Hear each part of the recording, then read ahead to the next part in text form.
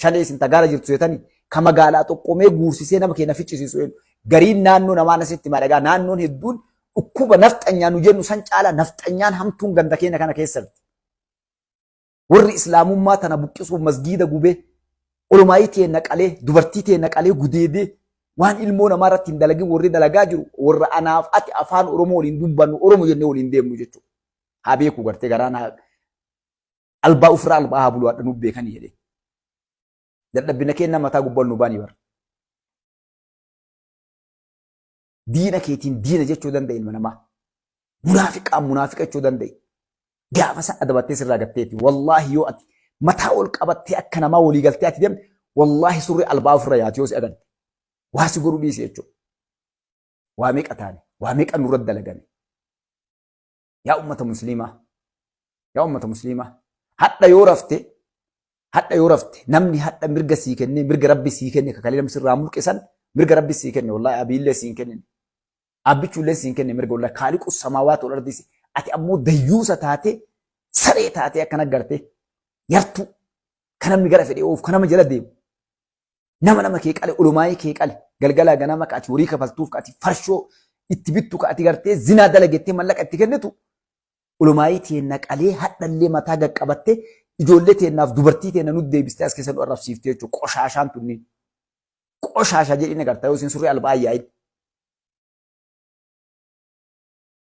Garaan nu gubatte jedhana waan goonu dhabne dhiira dhabne gartee dayyuusa malee.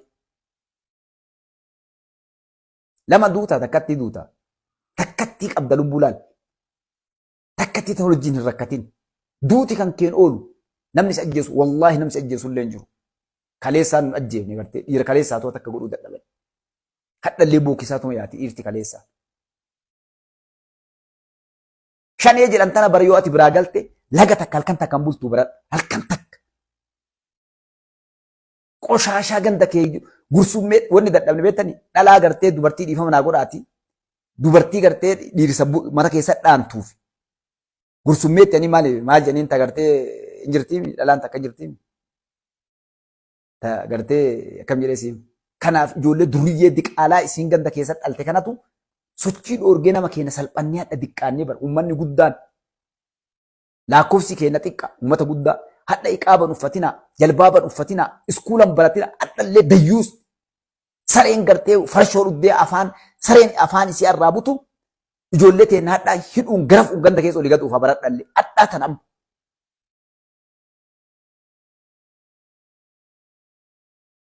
Uummata galaana gana goo kana. Yeroo garii gartee islaamummaa baatee deema gariin namaa jechuudha. Nama himachuuf deema hadhallee kassasuu deema nama. Ka'ii ol dhaabbadhu yoo islaamummaa tantee mirga kan kee hodhu jedhee sii kenne mootummaan kun. Maal barbaadda kanaa oli? Ambi bar amantii nama miiliyoona takkaa qabateeti funyaan qabee olii gassi oofa bara kanas ashkara karaa qonnaatitti. Namni Itoophiyaa bulchaa ture nama gabe. Namni Itoophiyaa bulchaa ture nafxanyaan kalee bar waggaa meeqa cafaxxee nu bulchaa turte nama miiliyoona 2 yookaan 3 bar. Wayyaaneen kalee aangoo irraa buute bar gaafa kalee akkasii cafaxxee kakeenya dhaa wayyaaneen naafittee mirga jedha tortoraan marti ishee. Mirga wayyaaneen naa kennedha bar gadiin namaa taa'ee diriirfa sheeka mara gartee maqaan sheeka.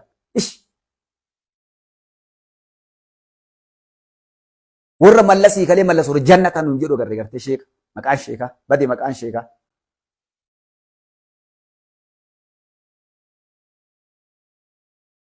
Amantiin islaamummaadha dahaa balaan.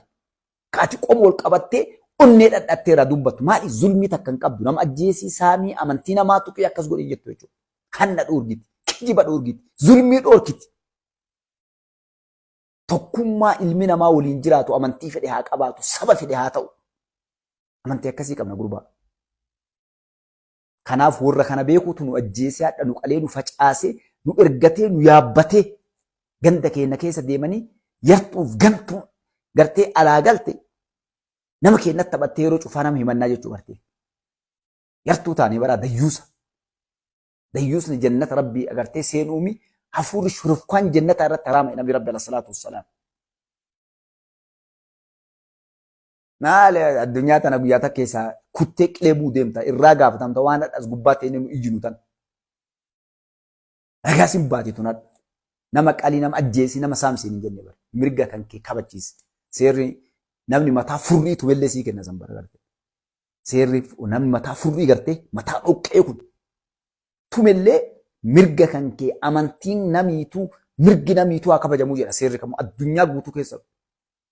Yoo ati gartee akka harree na fe'u jettee akka fardaan yaabbadhu jettee ati gartee jaartii namaa taate akkam si haa godhan. Yeroo cufaa gartee nama keenya qalanii ajjeesanii akkana ta'anii dhima himan. Namni olii gadi akka harree garafee olii gadi oofu nama gabe. Eenyu inni eenyu jala deema namni keenya. Kaleessa waan bututtu waan dhabaqattee alayyaate tanniinii fi bakka jiru namni keenya gartee sheenni masjiida keessa dhaabbatee gartee abaarsaan dachii rabbii balleesse.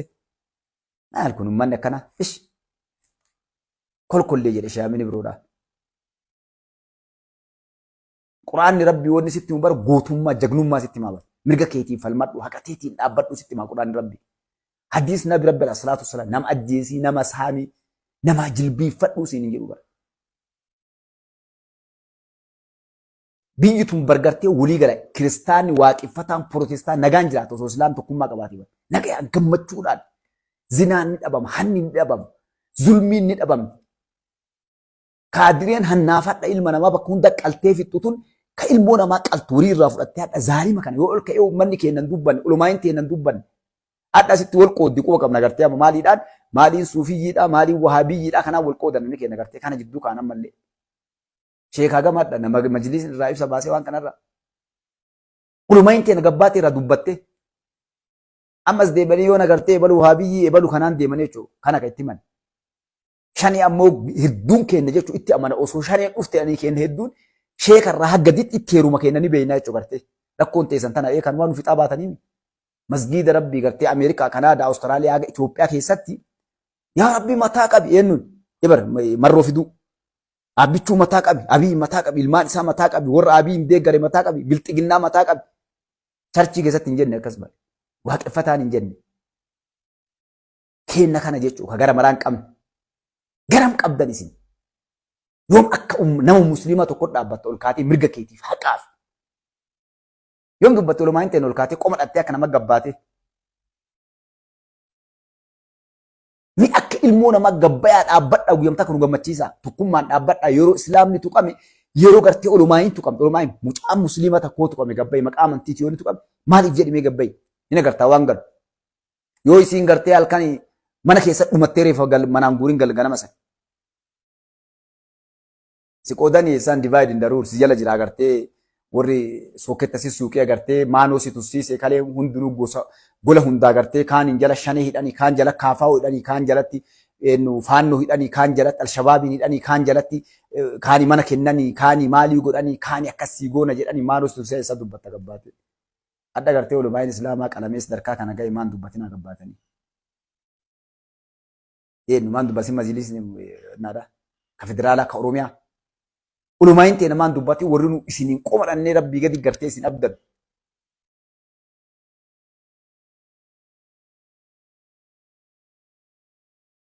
Yeroo namni biriitii fi ibaluufaa tuqame namuu bargabbaa ibsa baasa. Yoo diqqaate peejii isaa irra kataba namni jechuudha.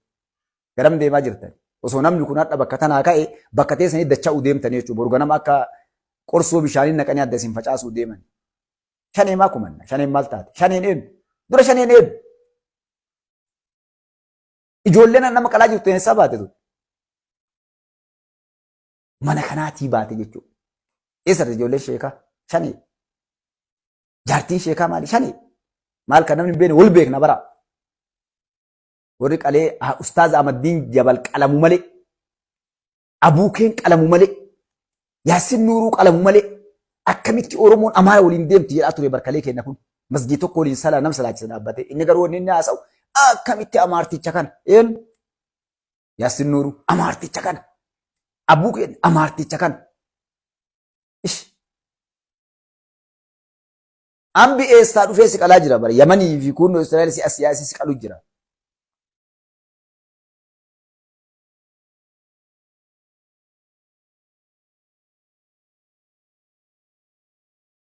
Asiyaasii abayi gannatti tooroo. Bazala qoshasha.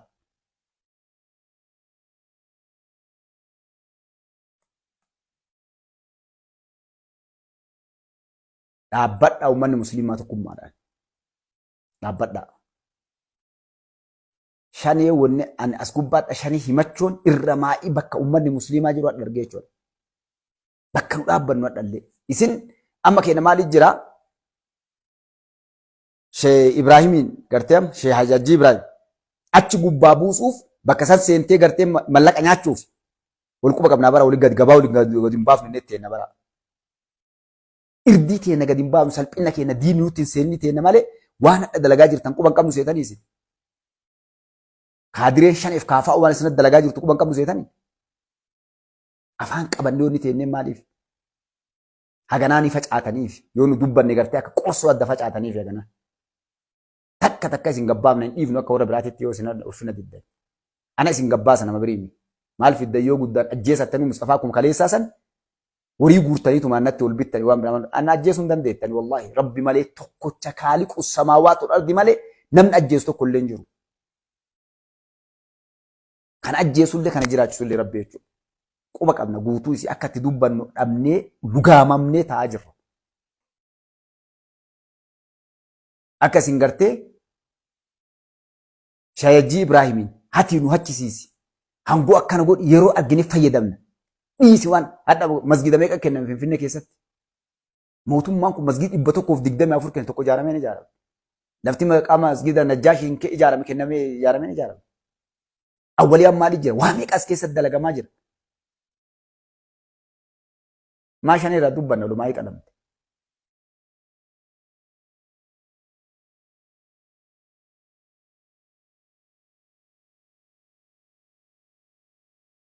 Waan nu agarreen isin dhugaa qabdan. Yoo guddattan ni hidhamtan ni garfamtan.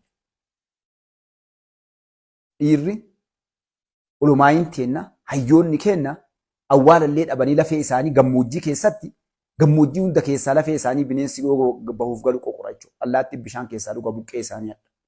Awwaalallee dhabanii rabbi amanuudhaaf goda keessa turte ulumaayin teenna. Nama hadha isin itti duultanii asirraa buusuudhaaf halkanii guyyaa hirriba dhabdan kana kanaan dura ulumaayin teenna takka akka namaa ol baateen dubbanne hayyoonni kenna. Darasaa jedhanii gartee kennaa darasaa jedhanii sheekonni nama hin baranne nama waa takka hin beekne maa shanee kuman. Shaneen qaluumii waan dhagartee cirteellee dhugaa gootellee waan ilmoon namaan dheengadda gaafa warra walloo gartee harbaa galgala sangaa qalanii fi halkan guutuu qala'aa bulanii akkasitti daaraa godhan san eenyu dubbate gaafa akkas iyyinu san gaafa walloo keessa ulumaayii walloo masgiida keessatti shaneen dhalaa lama qabattee gartee masgiida rabbii quraana afattee akkasitti irratti dubartii gudeeddu farshoo keessa dhudhu eenyu dubbate. Walloo Amaara masgiidni sun ka Amaaraati akkasitti dhageenya bara gaafa sillee waan jettan. Masgiida Oromoo masgiida ganda warra Ibalu nabi rabbi alayhi salaatu wassalaam kalee zabana tokko dhufe zabanni gartee masgiida namni gandaawwaa masgiida warra Ibalu masgiida babbareechisu qullaa imaana gartee namni yaa'u kaabbaa uffateetuma yaa'u. Olumaayii ilmi rabbiitti dalaydu mataa keessa gadhooftanii duriyyee jala ijaartanii halkanii guyyaa gartee salphistanii jechuudha. Ni beenna bara waan daladdan. Nama silaa diini rabbi hadiisa quraanaaf gartee hadiisa irraa silaa dubbatee ittaqillaa rabbi sodaadhaa jedhu jaartii jala ijaartanii duriyyee jala ijaartanii mataa keessa quutanii beeknaa jechuudha. Kanaaf obboleewwan dhiifama namaan deemte wanni keenya kun nama gubdee jechuudha. Wanni uummanni musliimaa keessa jiru kalee gabrummaadhaaf rakkatee akkatti dubbatu dhabee faca'ee taa'a. Hadha gaafa gartee qalan akka onnaatti baasanii qalan nam tokko gabbayee hin dubbanne jechuudha. Amba maa kumanna? Mootummaa naannoo Oromiyaa maaliif kumanna? Majliisni Islaamaa maa gabbayee hin dubbatin waan kanarraa hin dhageenye. Majliisni naannoo ka federaala maan dubbatin ka naannoo Oromiyaa maan dubbatin. Maa ibsan baasin? Lubbuu namaatii miti abbaa fedhaa ta'u aqiidaa fedhaa qabaatu.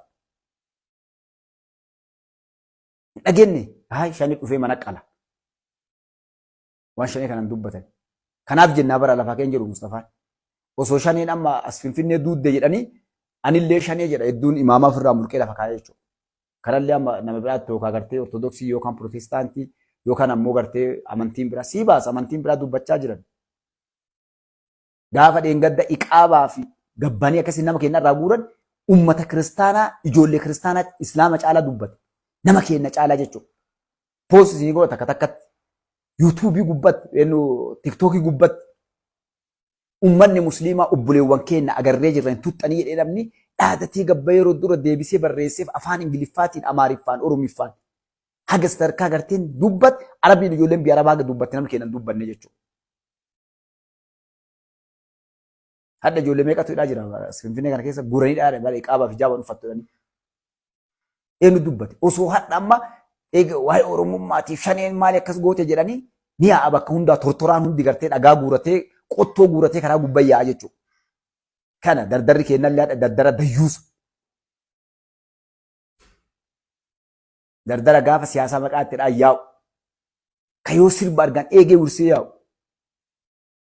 Ka amantii namaa kabajuuf ta'u fi kopheen irra ejjatee bahu uftu uffata bar diqqeessanii qaata sammuu isaa keessa gabrummaa hidhaniitti uftu uffata amma inni. Ba'aa dubbadhaa akka teessa mirga keessaa mootummaa isin cinaa dhaabbatu ka isinii tumsutu hadhaan goo gubbaa jira. Gaafa namni kun asii lixa isinii gabbaatii bar bakka hundu jira. Namni hiree tanatti hin fayyadamne. Namni hadhaa isaa tana gartee hoodhuu hin barbaadu. Ani islaama qofa argee nama imbii yoo jedhu imbii. Wanni hadha gartee rooba kalee deengatti guyyaa lama kadhatanii irraa caame uummata keenya deebisee irra naqu jira amma dirsaatti kan naqee. Maaliif? Xiqqoo argate alhamdulillah jechuun beeku gartee namni maqaa amantii islaamaa himatu kun xiqqoo yoo argate alhamdulillah guddoo yoo argatan alhamdulillah jechuu danda'anii rabbiin maaliif isin irraan fudhan. Dubbadhaa gabbaa ati gartee hordofaa diinii gartee islaamaa kana miidiyaa islaamaa hordofaa. Kale mudhiin gaddaa dhiifama naa godhaa. Dhiifama warri gartee isiniin taane yaadni haasuudhi kee kun isin ta'uu baaddeemuu dandeettan dhiifama illee naa tolchaa jechuudha. Meebii yaada keessanii adda ba'uu ni mala jechuudha gartanii. Dhiyoo kana yoo poostii godhe isin agarsiisa. Waan tokko arge waan nama rifachiisu jechuudha. Uummanni musliimaa hadha waa'ee qabeenyaatiin paarsentii 8 bittana keessa qabeenyaan paarsentii 8 hadha. Waan nama ajaa'ibsiisu bara bakki nu dhaabbanu. Wanni uummanni musliimaa keessa jiru wallaahi islaamuma machoos jibbisiisaa jechuudha. Baankii biyyattiin qabdu kana keessatti tiileera meeqa baankii jiru keessaa uummanni musliimaa harka 8 yookaan harka 9 qofa qabachuu. Garuu gaarrisaa wanni dhaabbatuun biizinesa guddaa namni akka qabu uummata musliimaati. I think ka'unnaallee maqaa gartee baqqalaa fasaffaa abdaan mallaashii sawaagizaa'uu dhangalfatan fakkaate baankii. Yoo kanarraa hafe haadha gartee namoonni jiran almuddiin irraa eegali abbootiin qabeenyaa guddaan namoota musliimaati tasilaa jiran. Ustaazonni keenya qabeenya qaban. Garuu harka 8 namni amantii biraa takka lama qabu harka sanii ol qabu harka 10 15 20 qabu. Namni bara gartee yookaan miliyoona tokko uummanni musliimaa biyya tana keessatti harka guddaa irraa ol. Bizinesaan nama barateen nama siyaasaatiin nama walumaa galatti zeero. Injiru hadhallee maaliif hunduu ko shaggalee I think hedduun namaa ka bizinees dalagullee maqaa laayisansii bizinesaatiif baankii banatuun illee Mahammadiif Abdallaaf Khadiija irraa kabriin baafatan fakkaate.